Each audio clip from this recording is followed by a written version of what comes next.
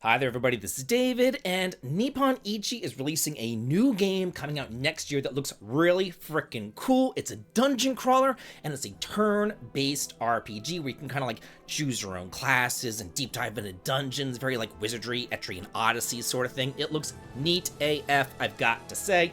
I was just going to include this in like a new RPG news sort of thing. I was recording it and then I saw this article and I was like, whoa, this game is something else. It deserves its own video. And I really wanted to do like a deep dive in it today. And I definitely do think this worth the sub as you come and you join my party and you level on up with me. Your sub, your like, and your hype means the world to me. Thank you so much for that. So this is called Curse Warrior. And right now we have a release date for Japan, not the West, of March the 26th of next year, coming out for the Switch, the PS4, and the PS5, not the Switch 2, shockingly enough. Okay, so let's go on into this right here. Basically, there is this underground labyrinth called Eclipse, and it's filled with all these curses and monsters and things like that. And in the dungeon, you will get afflicted by these curses, and there's nothing you can do about it. No matter what you do, you're going to get cursed no matter how careful you can be.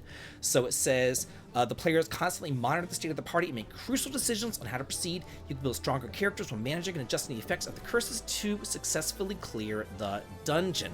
I was looking at this at first and I was like, wow, this would be great for the news. Then I was like, whoa, this article is long. I cannot wait to talk all about it. It looks very like Vanillaware to me. It looks very Odin Sphere. It looks really freaking cool. Okay, so it says the City of Echoes, a scenic transportation hub, is situated near a rich sea, but its inhabitants live in constant fear of the monster attacks emerging from the nearby underground labyrinth Eclipse. As an adventurer in Echoes, you were taking on small requests and exploration jobs when a new request came your way: to explore the Eclipse labyrinth and defeat the monsters. Apparently, the entire city is calling on adventurers to subjugate the beasts.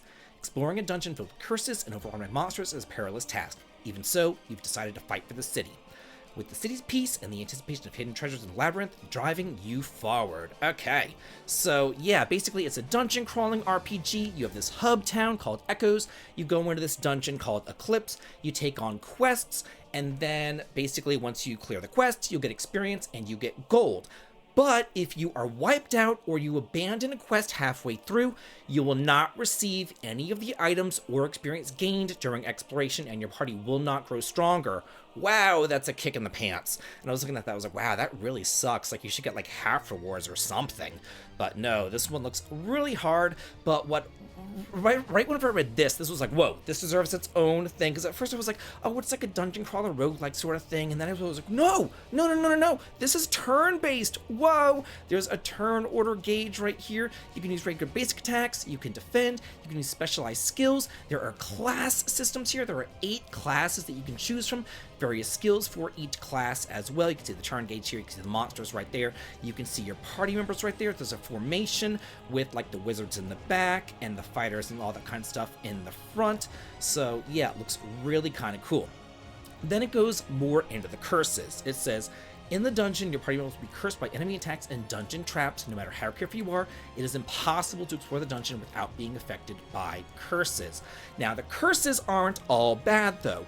Just look at them kind of like status effects. They're either buffs or they're debuffs. They can assist you or they can impede you. So that's really what you're looking at here. A curse can be beneficial and it could not be. So you have to kind of look at that and see what's going on there. It says positive curses might include HP recovery, extra damage, or parrying attacks. Negative curses may include increased damage taken, reduced stats, or ignoring player commands, or even attacking your own party members. That sucks. But there's also cursed fusion, so you can take control of these curses too. And you can see like, okay, I have 2 or 3 curses and I can combine them into a more powerful curse. So you could look at this and be like, okay, I have like these buffing curses and then I can combine them in like this super buff. But I don't want to combine like my debuff curses and combine them into like a massive debuff on my characters. You know what I mean? I want to combine the good curses together to make my characters more powerful. It says, since you can hold up to 6 curses at once, and each curse has 2 effects, you can have up to 12 different effects active. That's a lot to balance. A character's abilities will fluctuate depending on the activation rate and timing of these effects. Understanding how curses work and how to fight them is crucial to victory. Then you have a curse gauge that fills up as you're hit by enemy attacks. When it reaches 100%, you'll be afflicted by a new curse. However, If it surpasses 300%, you will die from the curse. So before reaching that lethal limit, you must consider retreating or returning to town for treatment. Yikes. Then it says that you can be like, if the curse is like too much, the city has a curse removal facility, thank God, so you can remove those detrimental curses from you. So that's really nice.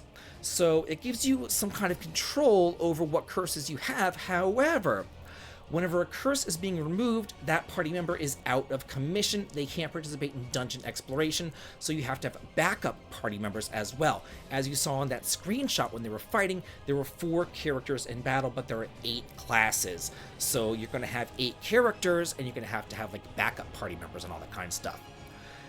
Now, removing curses doesn't like penalize you. It actually is beneficial for you, because removing curses earns you purification points, which can be used to enhance city facilities. Removing curses with beneficial effects will give you more purification points. So basically it's saying, if you want more purification points, you want to remove those beneficial curses, even though obviously you want to remove the detrimental curses.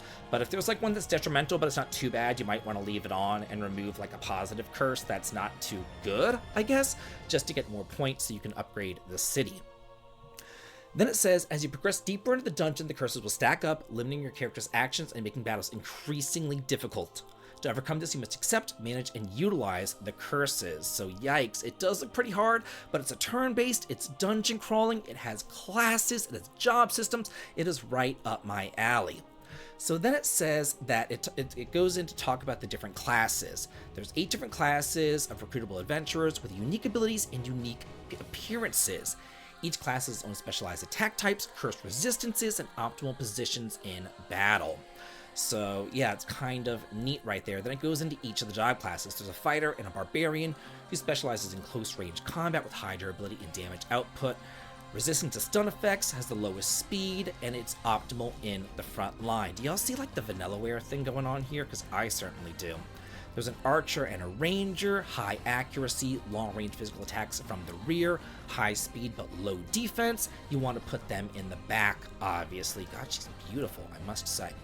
Cleric of the Paladin is a tank class, high durability, high defense. It's your healer. They have a high critical hit rate, reliable attackers, but they have the lowest curse resistant rate, making them more prone to curses. You want to put them in the front line. This kind of reminds me of the knight in King of Dragons for the SNES, if you've ever played that game. I liked that game a lot. Then there's a wizard and the sorcerer with a high accuracy rate. The lowest defense among all the jobs, putting them in danger when they're targeted, and the optimal position is in the rear line. So just everything about this game, like, yeah, it looks hard and all that, but it also looks like it could be just a whole lot of fun. One of those games that you can like pick up and you can just kind of like dive right on into and just see what's going on with it. It's unique. It's very Vanillaware looking. It's really beautiful. I love the artwork here. Like, it just looks absolutely gorgeous. I love the turn-based battles. We don't have a lot of trailer footage or anything. As you can see, the trailer's like on this 45-second loop, so there's not much there. But what I can see and what's telling me, like, this looks pretty neat. This is definitely something that I want to keep my eye on for next year. Now I want to hear from y'all. What do you think about it? Let me know in the comments, and have a good day.